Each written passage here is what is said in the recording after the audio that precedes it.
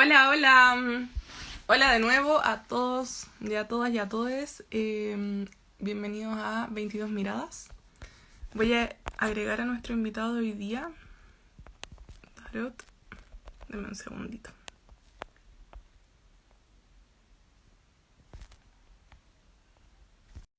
Bueno, hoy día vamos a hablar con Arturo de Tarot Cava. Estamos esperando aquí que se una. ¡Ahí sí! ¿Qué Hola, tal? ¿Cómo estás? bien, ¿y tú? Bien, bien. Oye, Arturo, entonces tú eres nuestro mago en 22 Miradas. Cuéntame tú de dónde. Así es, así es. Cuéntanos un poquito de ti, o esperamos que se conecte un poquito de las personas. A ver. Dale, perfecto. Ah, Bueno, mira ahí. nosotros somos casi vecinos por latitud, pero en realidad yo vengo de otro lugar un poquito más lejano. Yo soy de Colombia, pero vivo en Argentina hace 12 años. Hace tiempo. Hace ya bastante tiempo, sí. Ujú. Qué buena. Y cuéntame tú, cuéntame más de ti. Ahora ya se conectó más gente, así que ¿quién eres? ¿Cómo te acercaste al tarot? Y después nos puedes contar Perfecto. un poquito de tu carta. Claro, perfecto. Bueno, te cuento que yo me conecté con el tarot hace más o menos 5 años.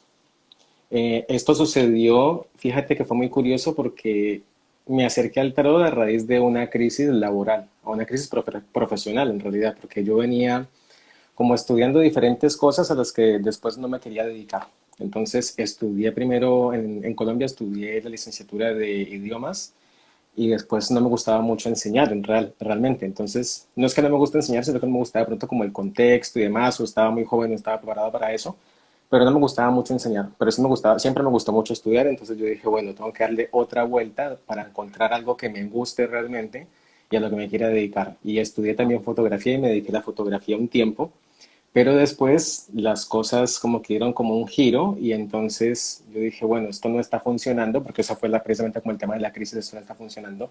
Y dije, entonces, pues tengo que buscar algún tipo de orientación o de guía y me acerqué al tarot por internet, por estas páginas de losarcanos.com y parecidas en las que te haces una tirada y que te da un mensaje. Y fue muy interesante y muy loco esto porque los mensajes que salían no es que me hiciera muchas veces, pero le encontré que tenía ese significado, esa sincronicidad, ¿no? Entonces yo dije, qué interesante. Entonces me pareció muy interesante y entonces me acerqué al tarot para ver cómo funcionaba. Fue pura curiosidad también, para Oye, saber cómo funcionaba, qué había detrás de esto. Ujú.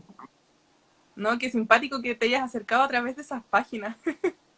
Sí, sí, sí, sí, sí, sí. Y bueno, y a mí, ¿sabes por qué me interesé muchísimo? Porque quería saber por qué funcionaba. Mm. Porque desde que yo era chiquito era muy curioso, entonces yo era como el típico chico que desarmaba el VHS para ver cómo funcionaba por dentro y lo armaba y lo desarmaba y hacía cosas y como que siempre quería ver cómo funcionaban las cosas. Entonces me acerqué precisamente por ese lado y fue muy interesante porque me permitió encontrarle como una vuelta de tuerca en ese momento de mi vida, como eso es el retorno de Saturno, ¿no? A los 20 28, 30 años, más o menos, que te pega. Entonces lo vi súper interesante y curiosamente empecé a tirar las cartas porque empecé a tirarles amigos y a conocidos. Entonces como que sin realmente como buscarlo como tal de decir me voy a dedicar a tirar cartas, fue como que las cosas se fueron dando. Entonces le tiré las cartas a un amigo, después a la amiga de una amiga, después así, así, así, así. Bueno, y la cosa se fue dando y empecé a tirar las cartas.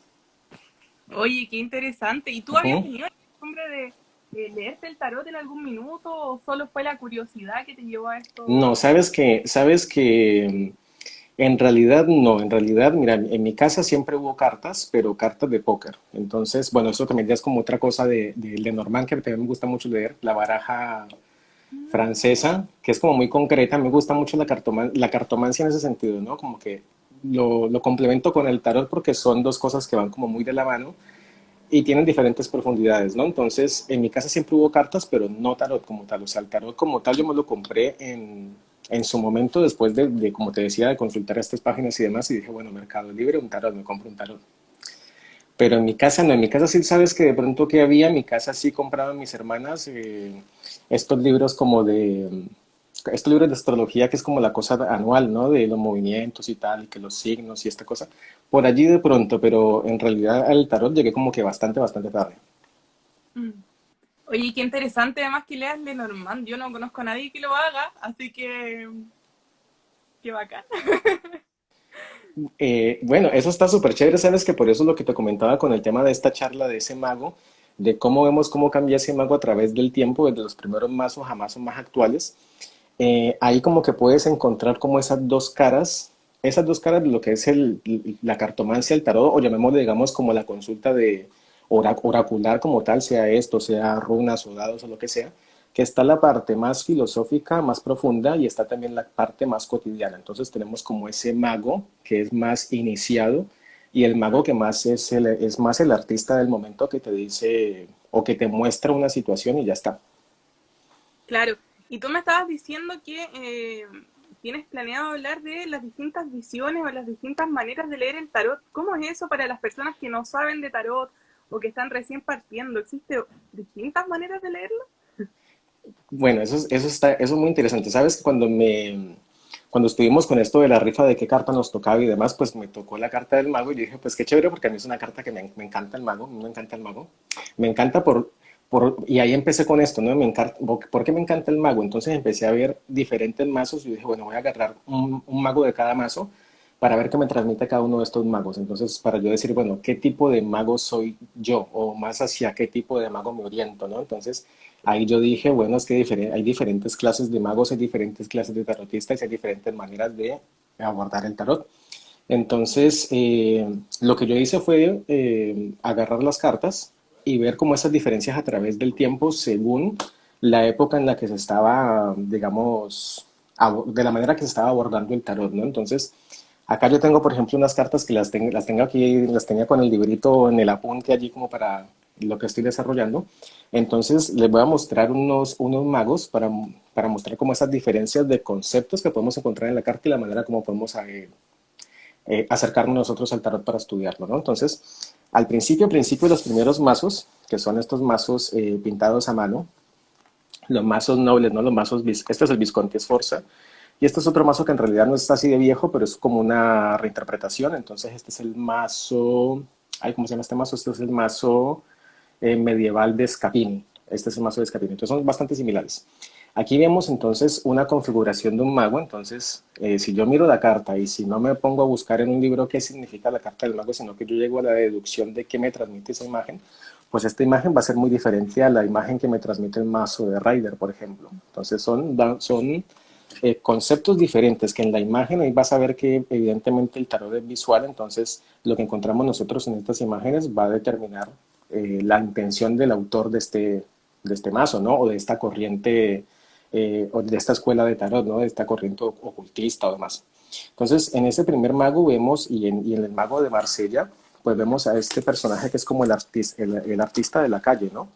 Estos personajes que seguramente, como me comentabas antes, que habían en Chile y que seguramente también lo hay en Colombia y que lo hay en Argentina y seguramente en todo lado, es este personaje que tiene el juego de la copita, ¿no? Que mete una canica o alguna cosita dentro de una copa y las va girándose sobre la mesa, aparte que es tal cual la carta del mago, sobre la mesa y entonces después te dice, bueno, ¿en dónde está la bolita? Entonces tú dices, está allí y apuestas, no sé, lo que tengas que apostar.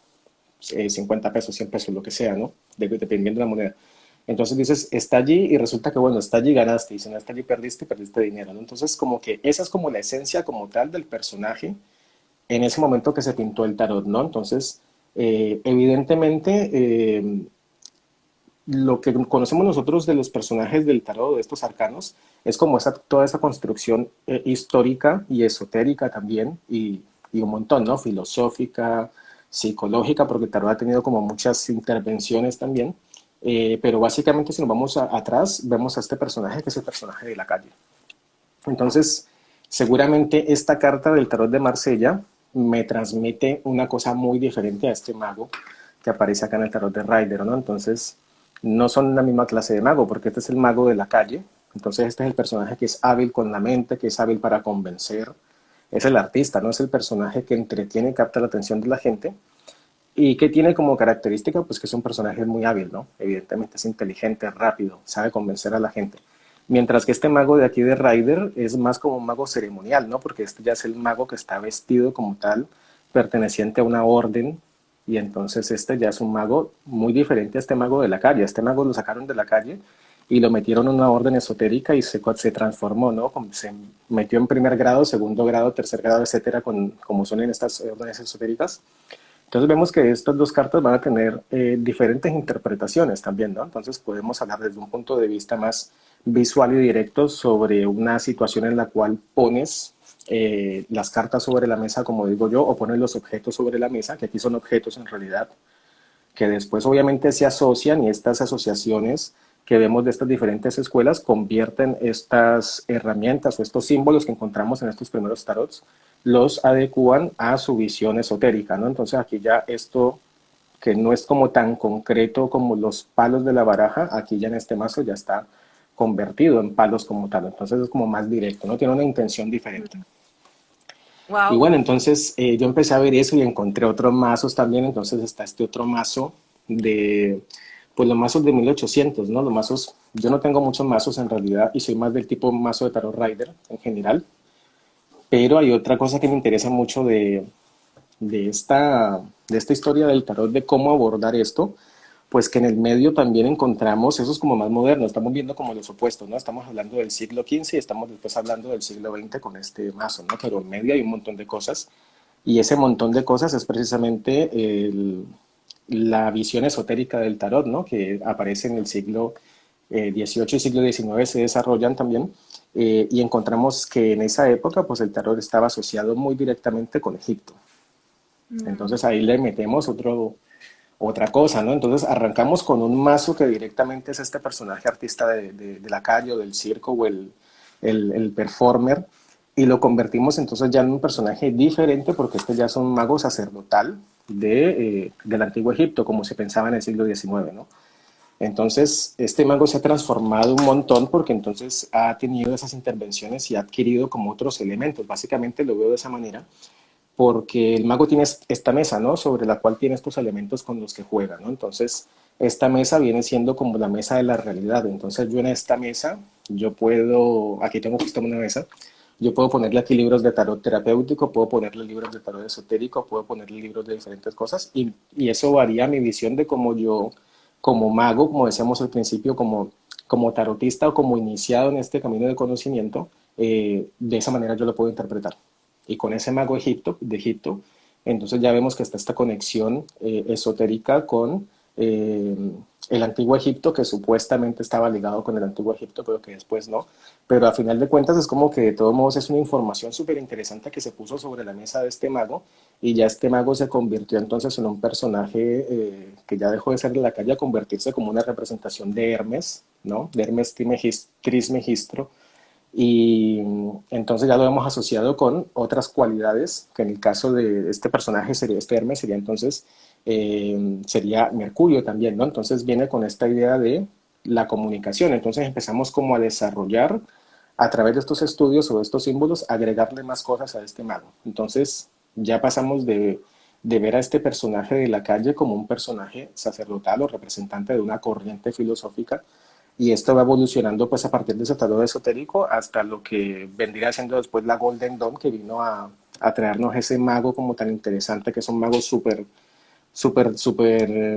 popular porque este es el mago de los 60, ¿no? Del boom del tarot de los 60 en los Estados Unidos. Entonces, bueno, este es el mago inglés, el otro es el mago francés. Entonces, aquí tenemos ya, pues, otra visión inclusive, ¿no? Como esta visión ya más New Age del tarot, en la que ya este mago inclusive deja de ser tan sacerdotal y se convierte de pronto en otro personaje más chamánico, ¿no? Dependiendo del tipo de tarot del que estemos hablando, está el tarot de los druidas.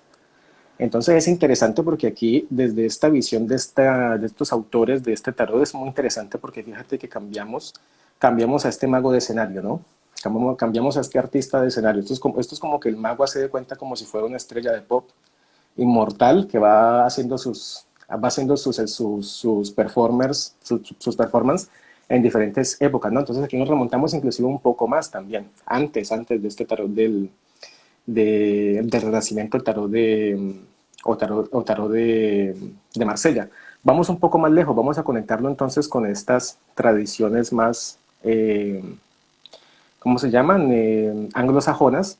Y aquí vemos entonces este mago que hace el sacrificio para la tierra, ¿no? Que invoca, digamos, esas deidades de la naturaleza. Entonces aquí vemos esta otra dimensión del mago. Ya el mago no es este personaje de la calle, que también ya fue mago, digamos, sacerdotal, ¿no? Ahora es como un personaje que invoca los poderes de la naturaleza. Entonces esto es como Tormenta de los X-Men, ¿no? Como que puede manipular todo, ¿no? Entonces ahí donde vemos esta evolución interesante de estos diferentes tarots, es que no tienen el mismo mensaje, pero digamos como que al final de cuentas todos los magos siempre nos traen sobre la mesa esas herramientas que necesitamos para donde queramos llegar, porque depende a dónde queremos ir con ese mago, porque es Oye, la carta uno, ¿no? va a estar súper interesante tu presentación. A mí ya me la vendiste yo. Cantó. Y te toca entonces, es la primera jornada. ¿Cuándo es la primera jornada? Es el 24 de abril. Miren, 24 de abril queda muy poquito y se pueden inscribir en el link que está en la biografía de 22 miradas. Están todas, todos, todos invitados a participar. Y eso, yo creo que es una gran oportunidad. Inscríbanse, hagan preguntas y nada, todos muy invitados y muchas gracias Arturo porque estuvo todo muy interesante y me imagino que la gente va a querer participar porque de verdad Esperemos está. que sí.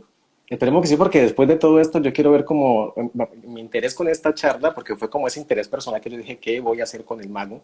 Entonces yo dije, bueno, después de toda esta charla yo creo que sería interesante también como hacer una reflexión así grupal, todos, como para saber qué tipo de magos somos nosotros, o sea, qué tipo de tarotistas somos, el que tira las cartas para preguntar si vuelve el ex o no vuelve el ex, porque eso es un tarot perfectamente válido, tarot adivinatorio, o somos ese tipo de mago más que acompaña al consultante o a la consultante en una labor más terapéutica o por donde queramos llevarlo. Entonces, como que me parece súper interesante el mago. El mago es una carta que a mí siempre me ha gustado muchísimo.